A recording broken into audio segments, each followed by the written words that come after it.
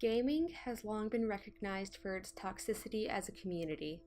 Video games are commonly known for violence, offensive content, and often labeled as shallow.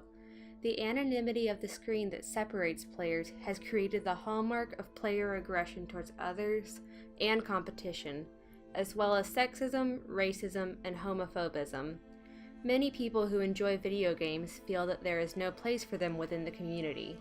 And this environment leaves a hole in the gaming industry for video games that connect their players, foster intimacy, and offer a change of pace from the majority of content offered. In 2012, Journey was released by that game company to critical and commercial acclaim. Focused on controlling a hooded figure on its journey across various landscapes, and with limited actions and no dialogue, Journey differed greatly from its peers. Journey offers a combination of community, inclusion, and intimacy that is unique in gaming due to Journey's characteristics. It's a game centered around telling a story and providing an experience while eschewing our normal methods of communication. The only actions in the game are movement and calling out in chimes, and the game is multiplayer, but not overtly so. As you progress through the game, there's a chance you'll run into another player that many, including myself, don't even realize that the other creature is controlled by a player. You can choose to travel with them, or you can ignore them and continue on your own. As you experience the game with others, you go through each obstacle, only able to offer moral support as you both struggle ahead. And it isn't until the end of the game, once the credits have rolled, that you're given the usernames of the players you've come into contact with. The glyphs that appear in chimes and on players' robes are the only identifying features found during the game, and this lack of identity actually aids the game in creating intimacy between players. The anonymity of Journey offers a foil to the stereotypical concept of anonymity within the gaming community.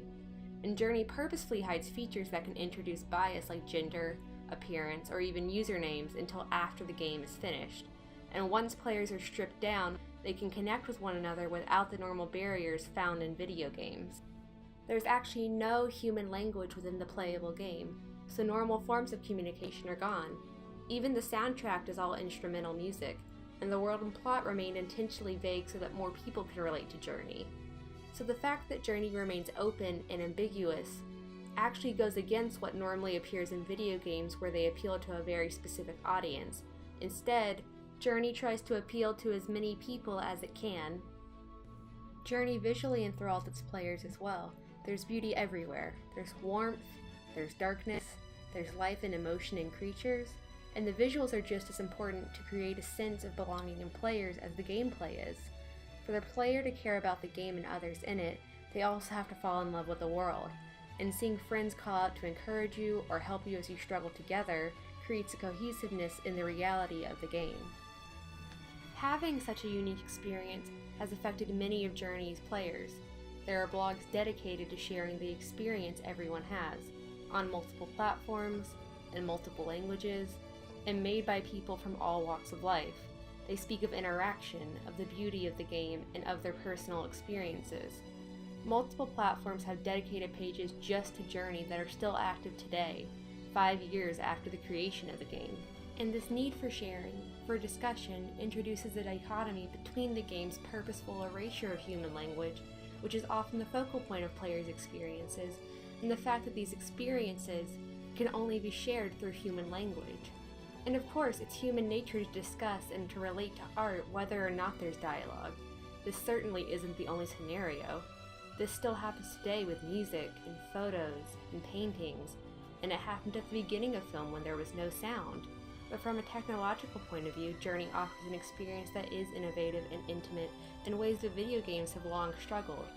It introduces digital intimacy and involvement that other video games and other forms of art also lack. And with this formation of a community, it begs the question of where ideas like those that form Journey can take us. How many more experiences can be created that bring people together rather than split them apart due to differences?